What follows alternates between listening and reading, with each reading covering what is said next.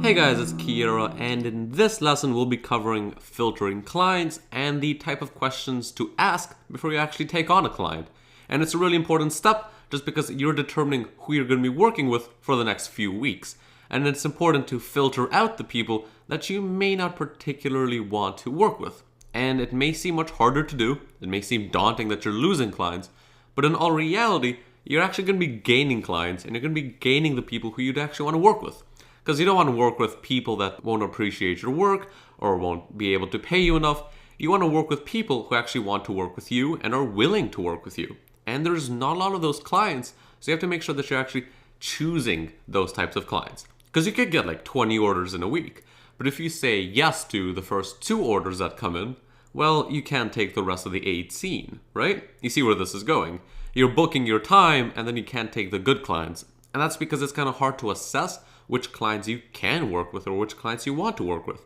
Because in these emails, they might often give you a creative brief or just say what the company is, but you might not get a good feeling with them until you go into the 6th email or the 8th email where you really start to assess, what's their motivation, how long do they want to work with you, or why do they even want these designs? Maybe they just want them because a supervisor told them to get better designs. Or they truly want a designer who knows how to craft a better user experience.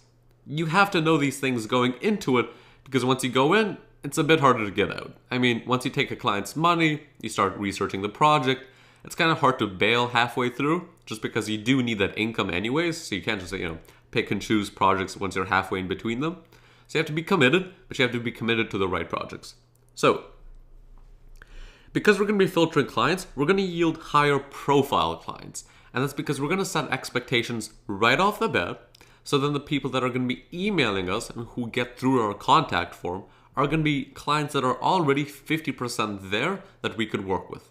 And because we're filtering out the clients we don't want to work with, there's a better chance we're going to be actually working with clients that we want to work with. They're higher profile, they can actually pay us, they're on time, and they have great businesses that you might want to get behind.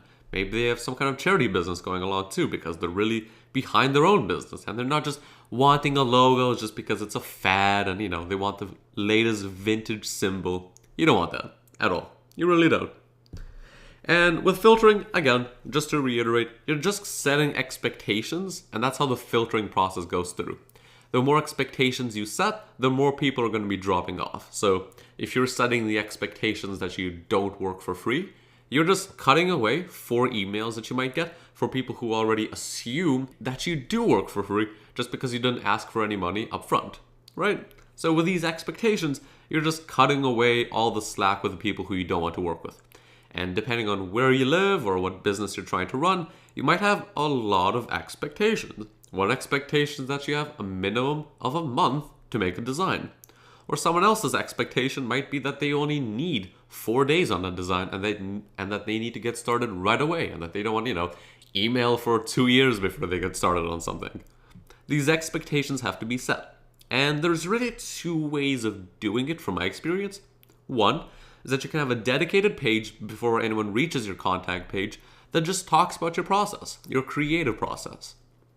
And it might seem kind of vague just to do that or even kind of unnecessary. I mean, why would someone want to know how you work?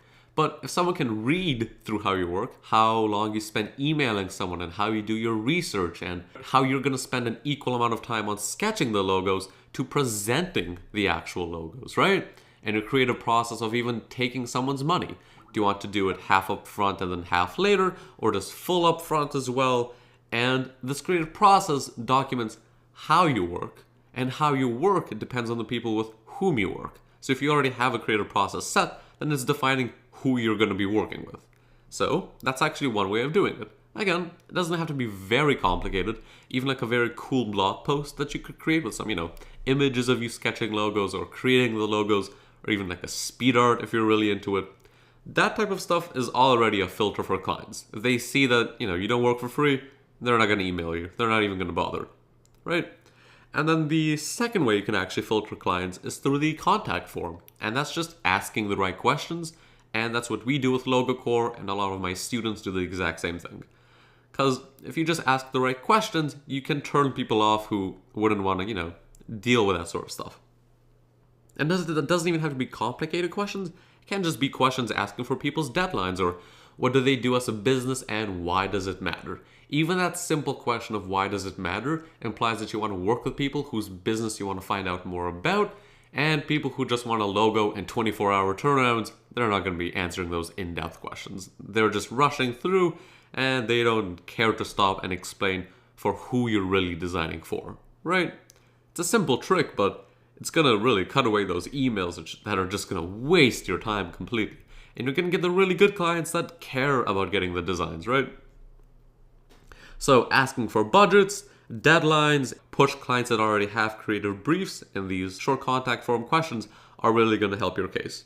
And all you're going to do again is set expectations. This is the information that I need and want from the client before I get hired. It's as simple as that.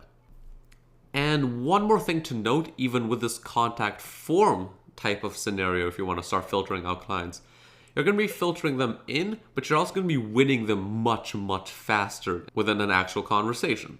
And the terms I'm going to be using in the next few lessons are called leads and lead generation. And if you get a lead, for example, it means that someone is interested in your work and are interested enough to actually, send you an email. And lead generation is almost the exact same thing. You're generating these leads through the contact form. So the contact form is generating the leads, and once you actually get the email from the person, it's a lead. And the whole trick here is to convert someone who's interested, a lead, into a customer, someone who's actually willing to pay you and is paying you. And this entire process can't happen in the contact form, but it's going to happen in the email exchange between you and the client. And most people, from what I've ever seen through clients, is that you don't want to answer too many emails, right? You don't want to be emailing a potential client for 2 weeks on and on, answering questions, getting responses, answering questions, getting responses. 2 weeks in, there might not be any interest left, or it's just taking so long, or they found someone else, or you might even forgot to answer one of their emails. So in this case, the less emails you go through before you convert someone from lead to a customer, the better.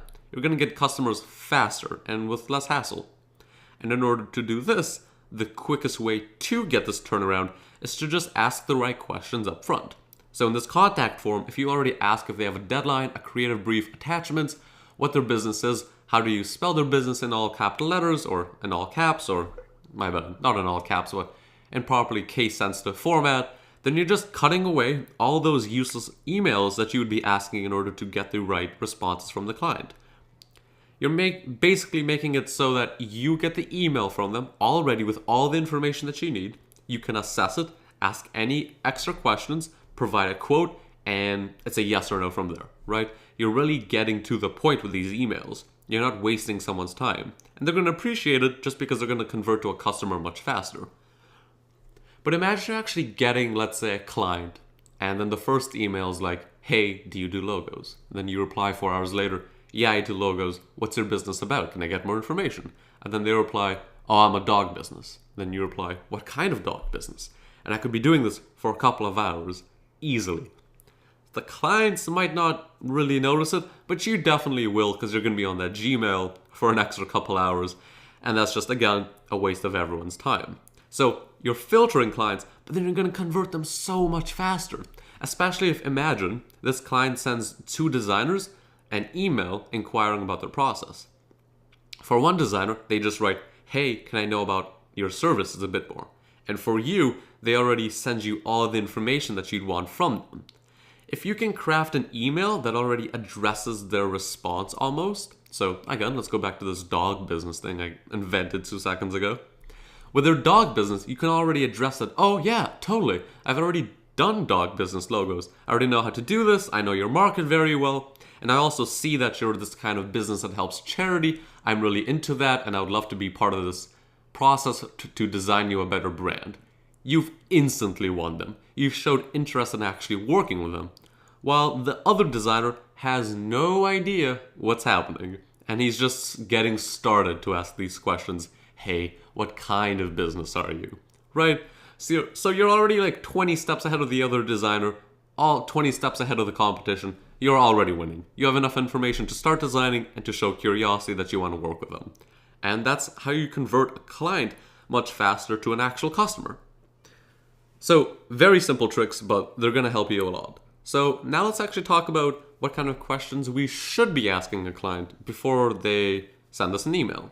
And they don't have to be very complicated. You don't have to harass them for information that they might not even have, but just the right information to get you sort of assessed on what your role as a designer would be if you decide to take them on. So the first one is, what does your company do, right?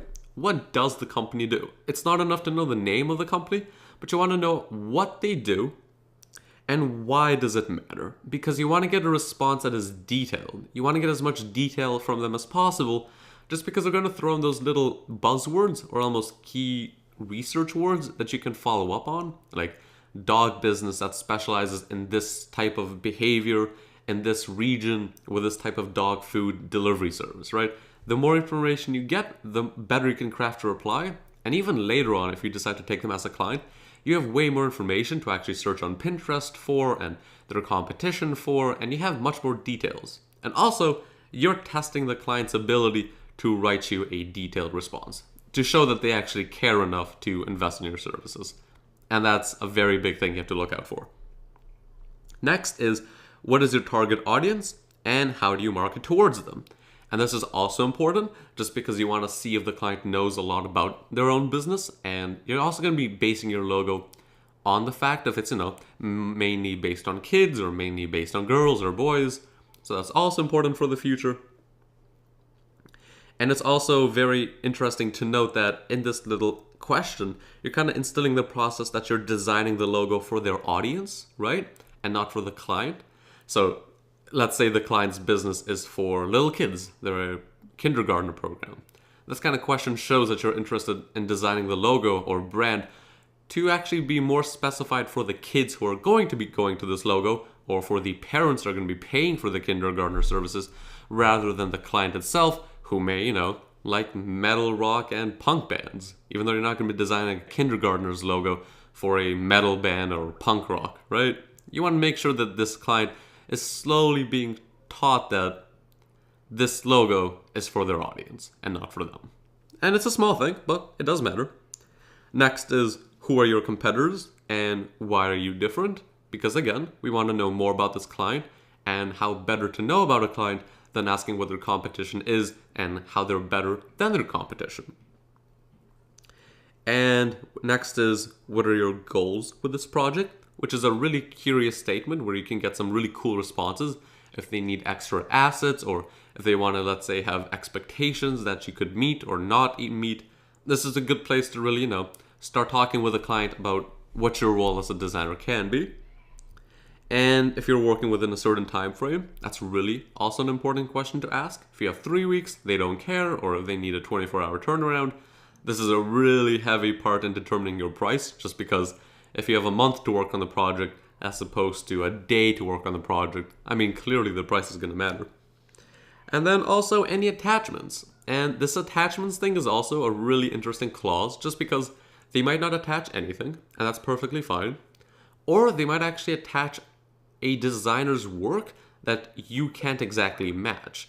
So if you're doing a logo and this client shoots you over 5 images of a certain designer's style and logo, then maybe you can't take this client just because they have a preconceived notion that you could copy this designer's style of work and copy this designer's years of experience onto their brand, right? And you don't want to mess with these clients because their expectations are already kind of fuddled and you can't meet them. Or, in a very good case scenario, they actually link your own work, so you see that they're interested in your type of style, opinion, and professionalism. Or even they just attach pictures of their dog that they're delivering, right? Or dog food that they're delivering. It doesn't really matter. Just attachments is a good way for the client to follow up with any other ideas that he has. And that's pretty much all the information that you would need from a client just to get started initially. Don't bombard them with questions that they don't even know the answer to.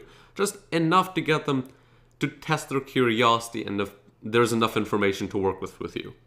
And with that said, there's actually a part where you have enough information to assess whether this is going to be a client that you want to put in your portfolio. If this has enough substance to make a whole creative brief on, and present this on Behance and Dribbble later on to your peers to to really show that you designed this amazing brand for this amazing company.